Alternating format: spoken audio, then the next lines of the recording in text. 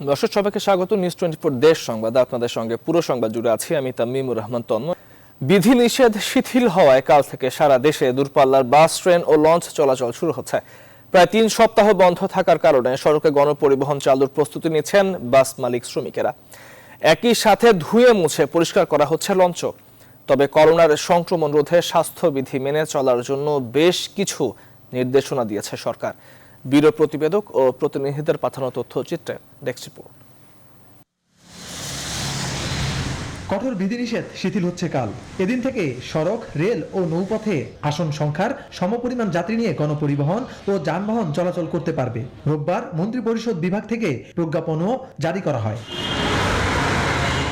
আজ মধ্যরাত থেকেই সড়কে চলবে গণপরিবহন। এ কারণে ব্যস্ততা বেড়েছে চট্টগ্রামের পরিবহন মালিক ও শ্রমিকদের। এরই মধ্যে কাউন্টারগুলো থেকে শুরু হয়েছে বাসের টিকিট বিক্রিও। একই চিত্র সিলেটেও। বাস ধোয়া মোছার কাজে ব্যস্ত সময় পার করছেন পরিবহন শ্রমিকরা। পরীক্ষা নিরীক্ষা করা হচ্ছে যন্ত্রপাতি। স্বাস্থ্যবিধি মানতে হবে, মাস্ক পরতে হবে, স্যানিটাইজ করতে হবে গাড়ি। আমরাও করব এবং আমার যাত্রীদেরকে আমরা বুঝাবো। গাড়িগুলো খুলছে, আমরা আজকে গাড়ি ধোয়া মোছার কাজ করে কমপ্লিট করতে রাখতেছে, কালকে তো গাড়ি চলবে। কুষ্টিয়ার মজমপুর বাস ডিপো, কেন্দ্রীয় বাস টার্মিনালেও চলছে শেষ মুহূর্তের প্রস্তুতি। যানবাহন মেরামত ও ফিটনেস পরীক্ষা করছেন চালক ও শ্রমিকরা। স্বাস্থ্যবিধি মেনেই পরিবহন চালাতে পারবেন এমন কথাও বলছেন তারা। 3 সপ্তাহ বন্ধ থাকার পর বাস চালুর সিদ্ধান্তে খুশি মালিক ও শ্রমিকরা। সরকার যেভাবে স্বাস্থ্যবিধি মেনে আমাদের গাড়ি চালাতে বলবে আমরা সেভাবেই গাড়ি চালাবো। অবশ্যই ভালো লাগছে। এতদিন বসেছিলাম, সংসার খুব অনটন, সরকার চালাতে বলছে, তাই আমাদের খুব আনন্দ লাগছে। এখন কঠোর লকডাউনে বরিশাল নদী বন্দরে নোঙর করে রাখা ছিল বিলাসবহুল লঞ্চগুলো। কাল থেকে চলবে লঞ্চ। এ কারণে লঞ্চগুলোকে পরিষ্কার পরিচ্ছন্ন করছে নৌযান শ্রমিকরা। সরকারি নির্দেশ পাইছি, 11 তারিখে ছাড়ার অনুমতি পাইছি। এই কারণে আমরা জাহাজ পরিষ্কার করতেছি। স্বাস্থ্যবিধি মেনে সরকারের নির্দেশনা অনুযায়ী আমরা সেভাবে প্রস্তুতি নিচ্ছি। সংশ্লিষ্টরা বলছেন সরকারি নির্দেশনা ও স্বাস্থ্যবিধি মেনে লঞ্চ চালাবেন তারা। আসন সংখ্যার সমসংখ্যক যাত্রী নিয়ে লঞ্চগুলি চলাচল করবে। তবে সরকার যে বিধিনিষেধ অর্থাৎ স্বাস্থ্যবিধি যাতে উপেক্ষিত না হয়, এই বিষয়টা আমরা নিশ্চিত করার চেষ্টা করব। এদিকে সারা দেশে যাত্রীবাহী ট্রেন চলাচলও শুরু হচ্ছে কাল। আর এ কারণে সোমবার সকাল থেকে রাজধানী সহ দেশের বিভিন্ন স্টেশনে ট্রেনের টিকিট বিক্রি শুরু হয়েছে। Desk report, news 24। দর্শক যেমনটি দেখছিলেন যে বিধিনিষেধ শিথিল হয়ে কাল থেকে সারা দেশে দূরপাল্লার বাস, ট্রেন, লঞ্চ চালু হচ্ছে। দর্শক এই ব্যাপারে বিস্তারিত জানাতে আমাদের সঙ্গে চট্টগ্রাম থেকে যুক্ত হচ্ছেন সহকর্মী নয়ন বড়ুয়া। জয়, একদম শেষ সময়ে রয়েছে, সবাই বিধিনিষেধ শিথিল করা হয়েছে। কালকে থেকে দূরপাল্লার যেহেতু বাস, ট্রেন চালু শুরু হচ্ছে, আপনি সেখানে প্রস্তুতি কেমন দেখছেন? শেষ সময় প্রায় 3 সপ্তাহ বন্ধ ছিল সকল প্রকার গণপরিবহন, প্রস্তুতি কেমন দেখছেন?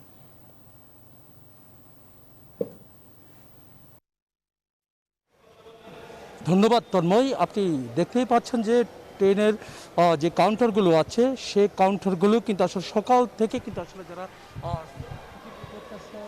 প্রত্যাশী রয়েছে তারা কিন্তু আসলে লাইনে দাঁড়িয়ে টিকিট ক্রয় করছেন। এমনকি অনলাইনেও কিন্তু আমরা দেখছি অনলাইনে টিকিট গতকাল থেকে কিন্তু টিকিট তারা বিক্রি করছেন। সব মিলিয়ে বলা যায় যে আপনি অবশ্যই বুঝতে পাচ্ছেন যে আগামীকাল সকাল 7টা থেকে তারা কিন্তু আসলে যে ট্রেনের টিকিট যারা আজকে কাটছেন তারা কিন্তু আসলে 11 তারিখের টিকিট নিচ্ছেন, এমনকি 13 তারিখের টিকিট নিচ্ছেন, 12 তারিখের টিকিট নিচ্ছেন, এমনকি 14 তারিখের টিকিটও কিন্তু তারা নিচ্ছেন।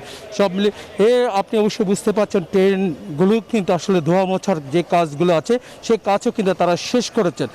আর আগামীকাল সকাল 7টায় যে ট্রেনটি যাবে, প্রথম ট্রেন এর মধ্য দিয়ে আনুষ্ঠানিকতা শুরু হবে। দীর্ঘদিন ধরে কিন্তু আসলে যে করোনা মহামারীর মধ্যে যে লকডাউন ছিল, সেই লকডাউনের কারণে কিন্তু আসলে যে মানুষকে সচেতন করতে ট্রেন চলাচল একেবারে কিন্তু আসলে বন্ধ ছিল। তো এখানে যারা ট্রেনের টিকিট নিতে এসেছেন তারা বলছেন কিন্তু আসলে টিকিট তারা এখনও পর্যন্ত পাচ্ছে।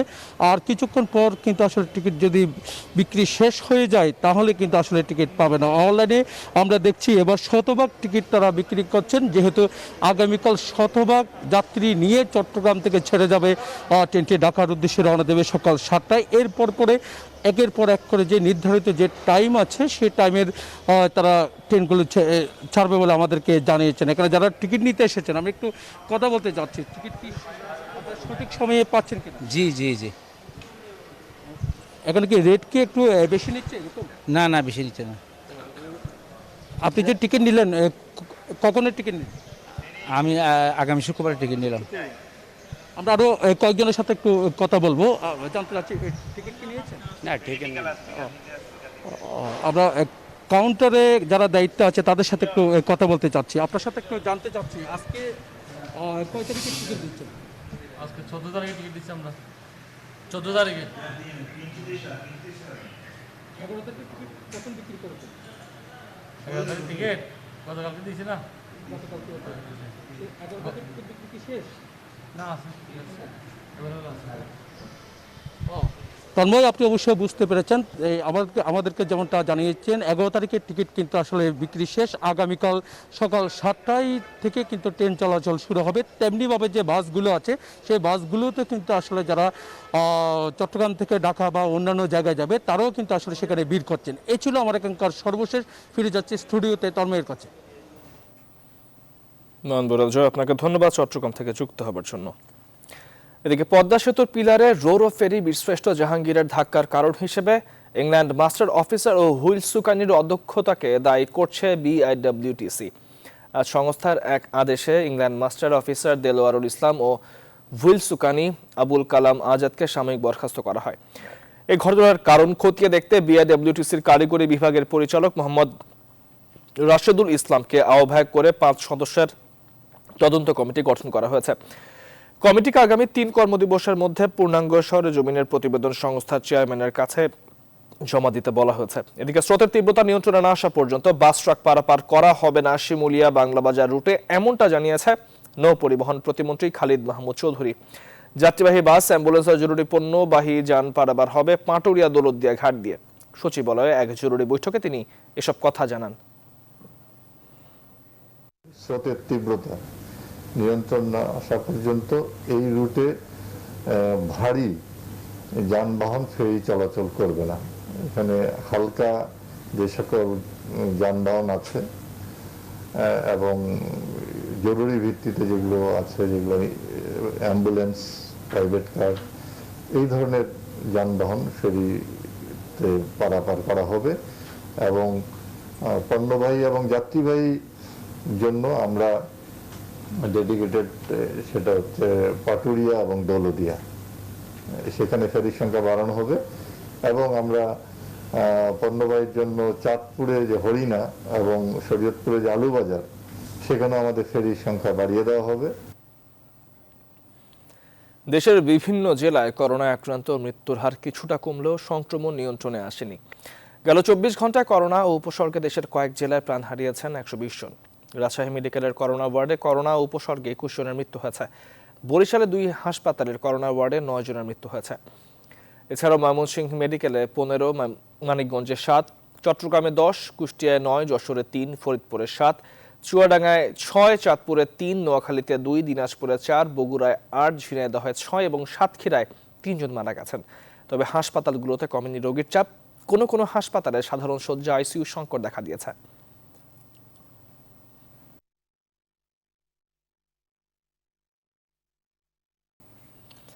গণটিকা কর্মসূচির 4র্থ দিনেও দেশের বিভিন্ন স্থানের টিকাদান কেন্দ্রগুলোতে ভোর থেকেই দেখা যায় আগ্রহী মানুষের দীর্ঘ লাইন।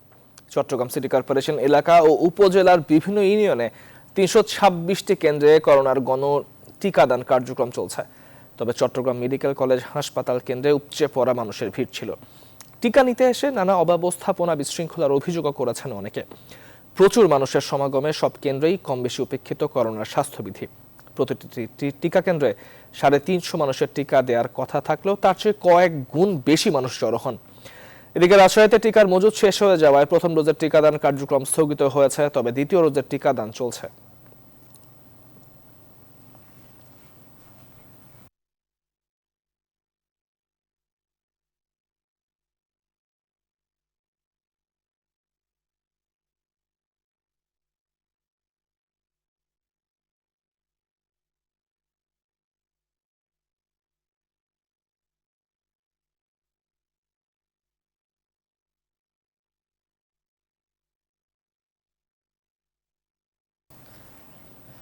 দর্শক, নায়িকা পরিমণির মামলা নিয়ে এই মুহূর্তে কথা বলছে সিআইডি প্রধান। আমরা সরাসরি যুক্ত হচ্ছি সিআইডি কার্যালয়ে।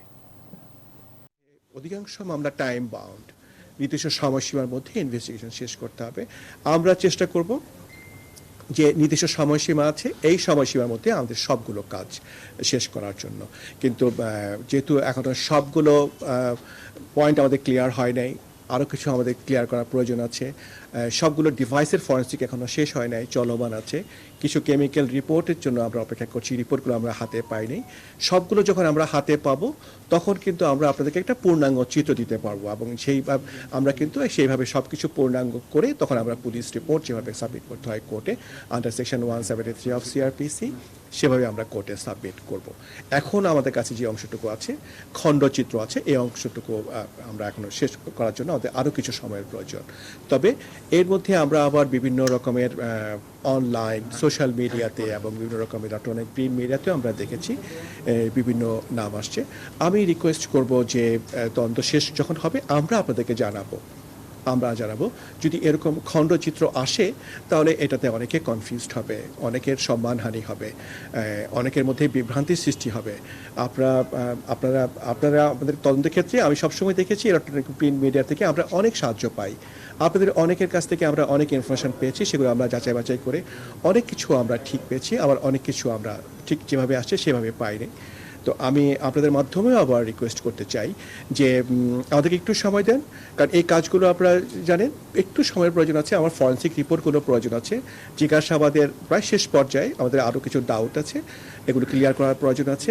প্লাস এগুলোকে যাচাই বাছাই করতে হয় আমাদের যে এক্সিস্টিং ল আছে সে ল অনুযায়ী। এবং এই কেসগুলো অধিকাংশ কেস আগে যেটা বলেছি টাইম বাউন্ড, নির্দিষ্ট সময়ের মধ্যে শেষ করতে হবে সিআরপিসি অনুযায়ী এবং সে রিলেভেন্ট আইন অনুযায়ী। আমরা চেষ্টা করব এটা শেষ করার জন্য। শেষ করে যখন আমরা পুলিশ রিপোর্টের জন্য রেডি করব আপনাদেরকে আবার জানাবো। Thank you. একটা বিষয় সেটা হচ্ছে যে আপনাদের কাছে শুধু মাদক মামলাগুলো আছে, তো তাদের বাসা থেকে মাদক মামলা করা হয়েছে, ব্যবস্থা করেছে, আমরা সেগুলো দেখেছি।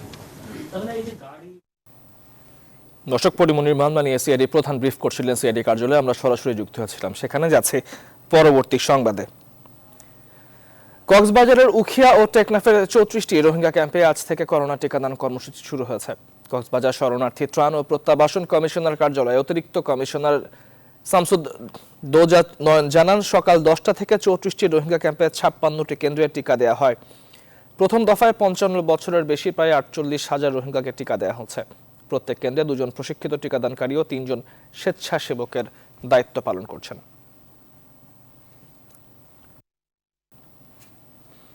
করোনা টিকা নেয়ার জন্য হিড়িক পড়েছে নতুন ভোটার হওয়ার। টিকা গ্রহণে জাতীয় পরিচয়পত্র বাধ্যতামূলক হওয়ার রাজশাহী অঞ্চলের নির্বাচন অফিসগুলোতে বেড়েছে সেবা প্রত্যাশীদের ভিড়। নির্বাচন কমিশন বলছে, টিকা কার্যক্রমকে গুরুত্ব দিয়ে করোনাকালেও স্বল্প সময়ে সর্বোচ্চ সেবা দেওয়ার পাশাপাশি গতিশীল করেছে অনলাইন কার্যক্রম। রাজশাহী থেকে কাজী শাহেদের প্রতিবেদন। অগ্রাধিকার ভিত্তিতে মেডিকেল কলেজ ও পাবলিক বিশ্ববিদ্যালয়ের শিক্ষার্থীদের টিকা দেওয়ার সরকারি সিদ্ধান্তে নতুন ভোটার হওয়ার হিড়িক পড়েছে। তাই রাজশাহী জেলা নির্বাচন কার্যালয়ে এমন ভিড় এখন নিত্যদিনের। করোনার টিকা নিতে নতুন ভোটার হতে প্রতিদিনই মানুষ ভিড় করছেন রাজশাহী আঞ্চলিক নির্বাচন কার্যালয়ে। ভ্যাকসিন দেওয়া লাগবে, যার জন্য ন্যাশনাল আইডি কার্ড লাগবে। বসে আছি অনেকক্ষণ ধরে। প্রথমবার তারা কিছু ফর্ম জমা নিয়ে নিয়েছিল, তারপর আর ওখানে কাউন্টারে কোনো লোক নাই। আইডেন্টি কার্ড আমাদের হয়নি, আমরা হিজড়া হিসাবে আইডেন্টি কার্ড নিতে চাই। রাজশাহী আঞ্চলিক নির্বাচন কার্যালয়ের হিসেবে মে মাস থেকে চলতি আগস্টে রাজশাহী অঞ্চলে নতুন ভোটার হয়েছেন প্রায় 18,000, ঠিকানা পরিবর্তন করেছেন 44,000, ভুল সংশোধন ও হারানো জাতীয় পরিচয়পত্র নিয়েছেন 65,000 ভোটার। টিকার গুরুত্ব বিবেচনায় করোনাকালেও নির্বাচন অফিস বেশ সরগরম। করোনাকালীন সময়েও সর্বোচ্চ ঝুঁকি নিয়েও আমরা নির্বাচন কমিশনের এই নির্দেশনাগুলো বাস্তবায়ন করার চেষ্টা করে যাচ্ছি এবং বাংলাদেশের নাগরিকদের সর্বোত্তম সেবাটা দেওয়ার আমরা চেষ্টা করছি। নির্বাচন অফিস জানিয়েছে, টিকা কার্যক্রমকে অগ্রাধিকার দিয়ে চালু করা হয়েছে নতুন অনলাইন সেবা। এনআইডি উইংস থেকে একটা নতুন জিনিস সফটওয়্যার আপডেট করেছে যে নাগরিকরা ভোটার হলে 3 দিনের মাথায় তারা SMS এর মাধ্যমে আইডি নাম্বার পেয়ে যাচ্ছে এবং আমাদের অফিসে এই করোনাকালীন সময়ে আসার প্রয়োজন হচ্ছে না। গত 3 মাসে রাজশাহী বিভাগে সর্বাধিক নতুন ভোটার হয়েছেন সিরাজগঞ্জ জেলায় 4,830 জন ও বগুড়ায় 3,422 জন। কাজী শাহেদ, নিউজ 24, রাজশাহী। নিউজ 24 দেশ সংবাদে পর্যায়ে নিচ্ছে একটি বিরতি, সঙ্গেই থাকুন। বিরতির পর স্বাগত আরও একবার দেখছেন নিউজ 24 দেশ সংবাদ। সকল পক্ষের সমন্বিত প্রচেষ্টায় দেশের করোনা পরিস্থিতি অনেকটাই নিয়ন্ত্রণে আনা গেছে বলে মন্তব্য করেছেন সেনাবাহিনীর প্রধান জেনারেল এস.এম. শফিউদ্দিন আহমেদ। টাঙ্গাইলে কোভিশিল্ড দ্বিতীয় পর্বের ফিল্ড পর্যায়ের কার্যক্রম পরিদর্শন শেষে সাংবাদিকদের সাথে মত বিনিময়কালে তিনি এই কথা বলেন। তিনি আরও বলেন, জনগণের সেবায় সেনাবাহিনী সব সময় পাশে আছে এবং থাকবে। সংক্রমণ পরিস্থিতি অবনতি হলেও আগামীতেও অসামরিক ও আইন শৃঙ্খলা রক্ষা বাহিনীকে সহায়তা দিতে সেনাবাহিনী প্রস্তুত রয়েছে। এর আগে সকাল 11:15টার দিকে টাঙ্গাইলের নিরালামোড় এলাকায় করোনা ভাইরাস সংক্রমণ রোধে অসামরিক ও আইন শৃঙ্খলা বাহিনীদের সহায়তা প্রদানকারী 19 পদাতিক ডিভিশনের দায়িত্বরত সেনা সদস্যদের কার্যক্রম পরিদর্শন ও তাদের সাথে মত বিনিময় করেন তিনি। কিন্তু এবার অত্যন্ত ভালোভাবে কাজ করেছে। যে ফিডব্যাকটা আমি সবার কাছ থেকে পেয়েছি তাতে আমি খুব খুশি। আমার সবচেয়ে ভালো লাগছে যে আমাদের সমন্বিত প্রচেষ্টার ফলে করোনা পরিস্থিতি অনেকটাই নিয়ন্ত্রণ করতে সক্ষম হয়েছি। আমরা যদি এইভাবে সবাই মিলে কাজ না করতাম, এই পরিস্থিতি আরো খারাপ হতে পারত। বরিশাল নগরীর 3টি ওয়ার্ডে করোনাকালে কর্মহীন অসহায় দুস্থ 3000 মানুষের মাঝে প্রধানমন্ত্রীর উপহার সামগ্রী বিতরণ করা হয়েছে। সকালে নগরীর 20, 22 ও 23 নম্বর ওয়ার্ডে খাদ্য সামগ্রী বিতরণ করা হয়। প্রতি পরিবারকে 5 কেজি চাল, 2 কেজি পেঁয়াজ, 2 কেজি আলু ও 1 লিটার সয়াবিন তেল দেওয়া হয়। এদিকে নরসিংদীতে করোনা রোগীদের বিনামূল্যে অক্সিজেন সিলিন্ডার ও অক্সিজেন কনসেন্ট্রেটর কার্যক্রমের উদ্বোধন করা হয়েছে।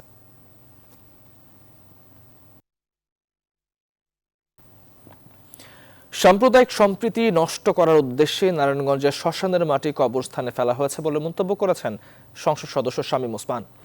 মঙ্গলবার দুপুরে নারায়ণগঞ্জ শহরের মাজদার এলাকায় কেন্দ্রীয় সিটি কবরস্থান পরিদর্শনে গিয়ে এই মন্তব্য করেন তিনি। এই সময় নারায়ণগঞ্জ সাম্প্রদায়িক সহাবস্থানের কথা উল্লেখ করেন তিনি। একই সাথে ঘটনার পর সিটি কর্পোরেশনের কোনো কর্মকর্তা ঘটনাস্থলে না আসায় ক্ষোভ প্রকাশ করেন তিনি। যারা করেছেন কিংবা করিয়েছেন তাদের উদ্দেশ্যে বলতে চাই, এটা মানুষের শেষ ঠিকানা। এটাতে প্রথম যে ঘটনাটা ঘটানোর চেষ্টা করেছে কেউ আমার মনে হয় সেটা হলো সাম্প্রদায়িক সম্প্রীতি নষ্ট করার একটা অপচেষ্টা। নারায়ণগঞ্জ হলো সাম্প্রদায়িক সম্প্রীতির জায়গা। চট্টগ্রামের চাঞ্চল্যকর মৃত্যু হত্যা মামলায় সাবেক পুলিশ কর্মকর্তা বাবুল আক্তারের জামিন নামঞ্জুর করেছে আদালত। এছাড়াও এই হত্যাকাণ্ডে বাবুল আক্তারের প্রেমিকা, ভারতীয় নাগরিক ও জাতিসংঘ সংস্থার কর্মকর্তা গায়ত্রী অমর সিং এর ব্যাপারে পিবিআইয়ের চিঠিতে জবাব দিয়েছে জাতিসংঘের শরণার্থী বিষয়ক সংস্থা UNHCR। গায়ত্রী এখন কোথায় তেমন কোনো উত্তর নেই এই সংস্থার চিঠিতে জানিয়েছে পিবিআই। চট্টগ্রাম থেকে নয়নবুরা জয়ের রিপোর্টে বিস্তারিত। চট্টগ্রামের চাঞ্চল্যকর মৃত্যু হত্যা মামলায় নিহতের স্বামী পুলিশ কর্মকর্তা বাবুল আক্তারের বিরুদ্ধে তদন্ত করছে পিবিআই। মামলার আর্জিতে উল্লেখ আছে গায়ত্রী অমর সিং নামে এক এনজিও কর্মকর্তার সাথে বাবুলের পরকীয়ার জেরেই খুন হয়েছে মৃত্যু। তাই গায়ত্রী সম্পর্কে জানতে জাতিসংঘের শরণার্থী সংস্থা UNHCR এ চিঠি দেয় পিবিআই। সেই চিঠির উত্তরে তদন্ত সহায়ক তেমন কিছুই মেলেনি জানায় পিবিআই। গায়ত্রী এখন আর ওখানে কর্মরত নেই, জাতিসংঘে কর্মরত নেই এবং তার বর্তমান ঠিকানা বা তার অবস্থান সম্পর্কে তারা কোনো মেসেজ আমাদেরকে দিতে পারছেন না বলে দুঃখিত আর কি। পিবিআই বলছে এই হত্যার মিশনে নেতৃত্ব দেয়া বাবুলের সোর্স মুসাকে পেলেই বের হবে আসল রহস্য। এখনো ভোলা এবং কালুকেও গ্রেপ্তার করতে পারেনি পিবিআই। আর মুসার স্ত্রী বলছে ঘটনার কয়েকদিনের মধ্যেই তার সামনেই পুলিশ মুসাকে গ্রেপ্তার করে। মুসা, ভোলা এবং আরো যারা আছেন আসামি, এদের ব্যাপারে খুব হার্ডলি তাদেরকে অ্যারেস্ট করার চেষ্টা করছি, হার্ড অ্যান্ড সোল চেষ্টা করছি এবং আমরা সবক্রমে ড্রাইভেই দিচ্ছি। আমার স্বামী যদি দোষী হোক আদালতে ওনাকে হাজির করা হোক বাবুল আক্তারের মতন। উনি যদি দোষী হয় ওনাকে যেরকম যে শাস্তি দিবে আমরা সেই শাস্তি মাথা পেতে নেব। তবে আইনজ্ঞরা বলছেন চাঞ্চল্যকর মামলাগুলো দ্রুত নিষ্পত্তি না হলে অপরাধ আরও বাড়বে। এই বিচার শাস্তি না হওয়ার কারণে অপরাধীরা সাহসী হবে, দুর্বৃত্তরা আরও ঘটনা করতে উদ্যোগী হবে। আমরা প্রত্যাশা করব খুব দ্রুততার সাথে আদালতের কার্যক্রম শুরু করার জন্য। মৃত্যু হত্যা মামলায় বাবুল আক্তার ছাড়াও ওয়াসিম, আনোয়ার এবং মোহাম্মদ শাহজাহান নামে 3 আসামি কারাগারে আছে। নয়ন বড়ুয়া জয়, নিউজ 24 চট্টগ্রাম। দেশ সংবাদের পর্যায়ে নিচ্ছে আরো একটি বিরতি, সঙ্গেই থাকুন। বিরতির পর স্বাগত আরও একবার দেখছেন নিউজ 24 দেশ সংবাদ। দেশের বিভিন্ন স্থানে নিম্ন আয়ের শ্রমিকদের খাদ্য সাহায্য বিতরণ করেছে Bashundhara food and beverage and Bashundhara multi food limited. এই আয়োজনে যশোরের ঝিকরগাছা উপজেলায় 90টি পরিবারের খাদ্য সহায়তা পেয়েছে। চাল, তেল, আটা সহ বিভিন্ন জরুরি পণ্য পরিবারগুলোর হাতে তুলে দেয় সংশ্লিষ্ট প্রতিষ্ঠানের কর্মকর্তারা। দুঃসময় মানুষের পাশে দাঁড়ানোর বসুন্ধরা গ্রুপের প্রশংসা করেন সাহায্যপ্রাপ্ত মানুষ। এদিকে কিশোরগঞ্জের ভৈরব বাজারে 200 পরিবার এই সহায়তা পায়। প্রতিটি পরিবারকে চাল, আটা, সয়াবিন তেল, ডাল ও লবণ দেওয়া হয়। এছাড়াও বসুন্ধরা গ্রুপের মশলা জাতীয় খাদ্য সামগ্রী পেয়ে কৃতজ্ঞতা প্রকাশ করেন খেটে খাওয়া শ্রমিকেরা।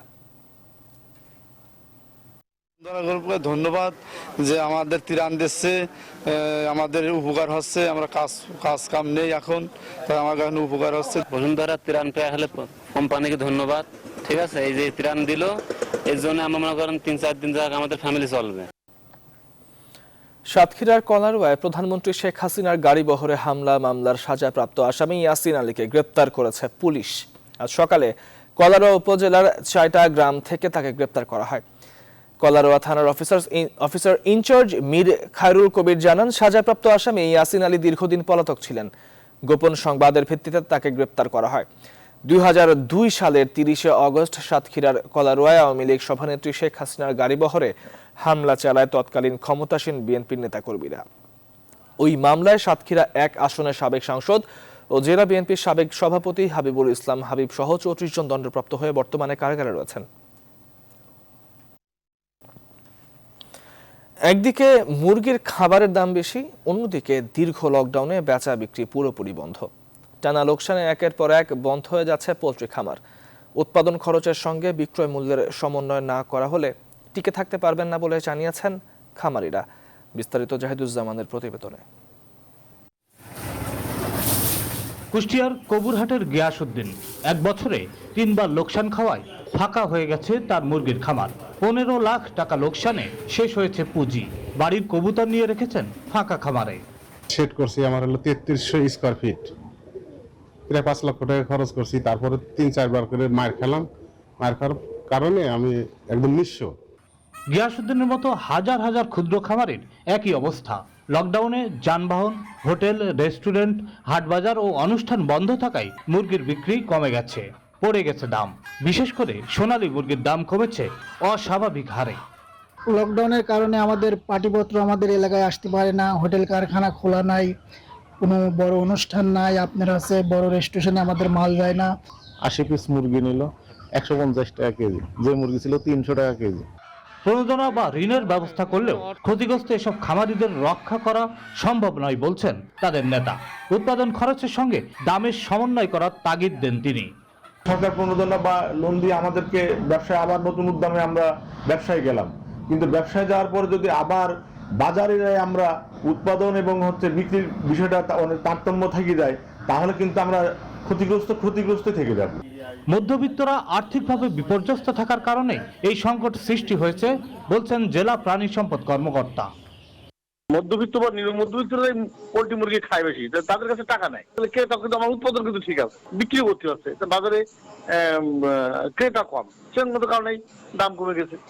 এভাবে লোকসানে পড়ে একে একে খামারিরা নিঃস্ব হতে থাকলে পোল্ট্রি শিল্প ধ্বংস হয়ে যাবে বলে মন্তব্য করেছেন খাত সংশ্লিষ্টরা।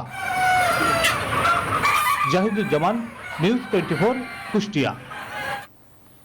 এদিকে আবারও জলাবদ্ধতার শিকার হয়েছে মেঘনা ধনাগোদা সেচ প্রকল্প সংলগ্ন চাঁদপুরের মতলব উপজেলার শত শত পরিবার। নিচু এলাকা ছাপিয়ে অনেক বাড়ির আঙিনায় ডুবে গেছে। ব্যাপক ক্ষতির শিকার হয়েছে ফসল। মানুষের দৈনন্দিন কাজও প্রায় বন্ধ রয়েছে। দখল আর আবর্জনা ফেলে পানি নিষ্কাশন ব্যবস্থার ক্ষতি করায় এই পরিস্থিতি তৈরি হয়েছে বলে দাবি সংশ্লিষ্টদের। খোকন কর্মকারের তথ্য ছবিতে একটি ডেস্ক রিপোর্ট। দেশের দ্বিতীয় বৃহত্তম সেচ প্রকল্প মেঘনা ধনাগোদা লাগোয়া উত্তর মতলবের বেশিরভাগ গ্রামের চিত্র এমন। পানি উঠেছে প্রায় সব জায়গায়। বাড়িগুলোর আঙিনা অন্তত 2 ফুট পানির নিচে। অনেকের রান্নাঘর, শৌচাগারও ডুবে গেছে। এতে দৈনন্দিন কাজে ভোগান্তি পোহাচ্ছেন হাজার হাজার মানুষ। শঙ্কা আছে নিরাপত্তা নিয়েও। ঘর তলায় গেছে গা, বড় ঘর তলায় গেছে গা, রান্না খাওয়া করতে না, চুলার ভিতরে হয়ে পানি। বাচ্চা কাচ্চা আছে, কোন সময় সাপটা ফাঁসে, কোন সময় একটা দুর্ঘটনা ঘটে এটা তো আর বলতে পারতাম না। উপজেলার অন্তত 2000 হেক্টর কৃষি জমি তলিয়ে গেছে। এতে ক্ষতির শিকার হয়েছে আমনের বীজতলা, কলা আখ সহ বিভিন্ন ফলের বাগান এবং কাঠ গাছ। ভেসে গেছে শতাধিক মাছের খামার। দুইটা পুষ্করণী পার তলায় মাছ বাজিয়ে গেছে। ক্ষতির শিকার কৃষকদের প্রণোদনার জন্য তালিকা পাঠানোর আশ্বাস দিয়েছেন উপজেলা কৃষি কর্মকর্তা। সেচ প্রকল্প যখন এই জায়গাটা ক্লিয়ার হয়ে যাবে, পানি নেবে, তখন আমরা একটা ক্ষয়ক্ষতির পরিমাণ নির্ধারণ করতে পারবো এবং তখন আমরা ঊর্ধ্বতন কর্তৃপক্ষের কাছে আমরা সাহায্য সহযোগিতা চাবো। জলাবদ্ধতার কারণ হিসাবে অপরিকল্পিত বাড়িঘর নির্মাণ এবং দূষণকে দায়ী করছেন স্থানীয় কর্মকর্তারা। পরিস্থিতির উন্নয়নে সংশ্লিষ্টদের নির্দেশনা দেওয়া হয়েছে বলে জানান উপজেলা নির্বাহী কর্মকর্তা। যে ক্যানেলগুলোর মাধ্যমে পানি নিষ্কাশন হয় সেই ক্যানেলগুলোর আমরা মেঘনা ধনাগদা যে এক্সেন ওনার সাথে কথা বলেছি, যাতে মেঘনা এই ক্যানেলগুলোর তালিকা তৈরি করে এই ক্যানেলগুলো যেন পুনঃখনন করা হয়। 1987 সালে মেঘনা ধনাগোদা সেচ প্রকল্পের কাজ শুরু হয়। চাঁদপুরের মতলব এবং সংলগ্ন অঞ্চলের কৃষি উন্নয়নে এই প্রকল্প বড় ভূমিকা রাখে। Desk report, news 24। আরেকটি বিরতি নিচ্ছি নিউজ 24 দেশ সংবাদের সঙ্গে থাকুন। বিরতি পর স্বাগত আরো একবার। শরীয়তপুরে পাথর বোঝাই ট্রাক ব্রিজের রেলিং ভেঙে খাদে পড়ে একজন নিহত হয়েছে, আহত হয়েছে 3 জন। স্থানীয়রা জানান পাথর বোঝাই ট্রাকটি বালাখাল এলাকায় বেলি সেতু ওঠার সময় বেলি সেতু ভেঙে খাদে পড়ে যায়। বেলি সেতুর নিচে শ্রমিকরা সেতু নির্মাণের কাজ করছিল। ট্রাকটি খাদে পড়লে কর্মরত শ্রমিকরা সেটির নিচে চাপা পড়ে। ফায়ার সার্ভিস ও স্থানীয় এলাকাবাসী সহযোগিতায় শ্রমিকদের উদ্ধার করে সদর হাসপাতালে ভর্তি করা হয়। করোনার থাবা পড়েছে মানিকগঞ্জের তাঁত শিল্পেও। এই জেলায় 100 বছরের ঐতিহ্য তাঁত শিল্পের অবস্থা এখন করুণ। বন্ধ হয়ে গেছে শত শত তাঁতকল, বেকার হয়ে পড়েছে হাজারো শ্রমিক। একটি ডেস্ক রিপোর্টে বিস্তারিত। মানিকগঞ্জ জেলার ধলেশ্বরী নদীর কোল ঘেঁষে গড়ে উঠেছিল লুঙ্গি তৈরির তাঁত শিল্প। কালের বিবর্তনে অটোমেশিনে লুঙ্গি প্রস্তুত শুরু হলে তাদের সাথে পেরে উঠতে পারেনি এখানকার তাঁতিরা। কয়েক বছর লোকসানের পর শাড়ি তৈরি শুরু করলে ভাগ্য ফেরে তাদের। এখানকার তৈরি শাড়ি রাজধানী সহ বিভিন্ন জেলায় বিক্রি হয়। কিন্তু মহামারী করোনা আসে দুর্ভাগ্যের বার্তা নিয়ে। করোনার কারণে বিক্রি হচ্ছে না শাড়ি, ফলে বন্ধ হয়ে গেছে শত শত তাঁতকল, বেকার হয়ে পড়েছে হাজারো শ্রমিক, নষ্ট হচ্ছে সুতা সহ অন্যান্য কাঁচামালও। বাকি টাকাগুলো উঠাইতে পারছি না। তারপরে আমাদের কাছে অনেক সুতা আলারা টাকা পাবে, মহাজন পাবে, আমরা এগুলা দিতে পারছি না। এখন আমাদের কাজ দিতে পারতেছে না প্রায় 2 বছর যাবত। করোনার কারণে বেতন দিতে পারে না, 1 সপ্তাহ দিতে পারে, তার 3 সপ্তাহে দিতে পারে না। সরকারি প্রণোদনা পেলে ঘুরে দাঁড়াতে পারবে তাঁতিরা, এমনটাই জানালেন স্থানীয় উপজেলা চেয়ারম্যান। তাঁত বন্ধ হয়ে গেছে, এই জন্য মাননীয় প্রধানমন্ত্রীর কাছে আমাদের অনুরোধ যে তাঁতদের জন্য, তাঁতিদের জন্য, বিশেষ করে আমার সাটুরিয়া মানিকগঞ্জ তাঁতিদের জন্য এই প্রণোদনা দিলেও অন্তত তারা দাঁড়াইতে পারবে। মানিকগঞ্জে প্রায় 600 তাঁতি পরিবার অ্যান্ডি সিল্ক ও হাফ সিল্ক শাড়ি বুনে জীবিকা নির্বাহ করছে। Desk report, news 24। বরেণ্য চিত্রশিল্পী SM সুলতানের 97তম জন্মবার্ষিকী আজ। 1924 সালের এদিনে নড়াইলের মাছিম মদিয়ায় জন্মগ্রহণ করেন আন্তর্জাতিক খ্যাতিসম্পন্ন এই শিল্পী। তার রংতুলিতে সৃষ্টি হয়েছে বিখ্যাত অনেক শিল্পকর্ম, অথচ SM সুলতান সংগ্রহশালা সংরক্ষণ ও তার অসমাপ্ত সৃষ্টি সম্পন্নে উদাসীন সংশ্লিষ্টরা। সাজ্জাদ হোসেনের তথ্যচিত্র, ডেস্ক রিপোর্ট। চিত্রশিল্পী SM সুলতান এই বরেণ্য শিল্পী 70 বছরের জীবনে তুলির আঁচড়ে ফুটিয়ে তুলেছেন দেশ আর মাটির গন্ধ।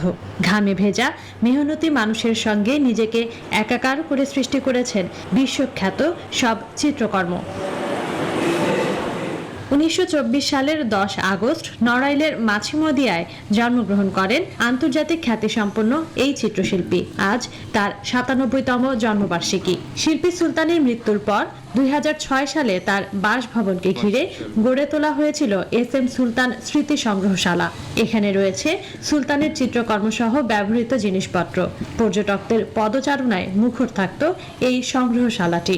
কিন্তু করোনার কারণে বর্তমানে বন্ধ রয়েছে এটি। এখানে অনেক উন্নয়ন হয়েছে, সরকার বিভিন্ন সময় অনেক উন্নয়ন করেছে, সেই উন্নয়নের এখনো অনেক কাজগুলো বাকি রয়েছে।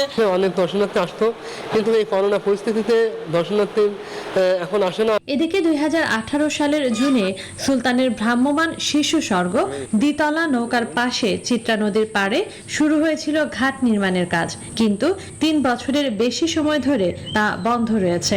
এই নৌকাতে করে শিশুদের নিয়ে নদীতে উনি বেঁচে থাকাকালীন নদীতে শিশুদের নিয়ে ঘুরে বেড়াচ্ছেন। জেলা প্রশাসক জানান, অর্থ বরাদ্দ পেলেই সুলতান সংগ্রহশালার উন্নয়ন সহ ঘাট নির্মাণের কাজ শুরু হবে। এক পাশটাতে আমরা একটু ভিজিটর্স রুম বা আমরা গ্রিন রুম হিসেবে রাখবো, সেখানে শিল্পী এস এম সুলতানের জীবন নিয়ে, তার বায়োগ্রাফি নিয়ে আমরা একটি ডকুমেন্টারি দেখাবো। এস এম সুলতান 21 পদক, স্বাধীনতা পদক, ক্যামব্রিজ বিশ্ববিদ্যালয় থেকে ম্যান অফ দ্য ইয়ার সহ পেয়েছেন দেশি বিদেশি অনেক পুরস্কার। বরেণ্য এই শিল্পী 1994 সালের 10 অক্টোবর যশোর সম্মিলিত সামরিক হাসপাতালে শেষ নিঃশ্বাস ত্যাগ করেন। Desk report, news 24। দর্শক, শেষ করছি দেশ সংবাদ, সঙ্গে থাকবার জন্য ধন্যবাদ সবাইকে।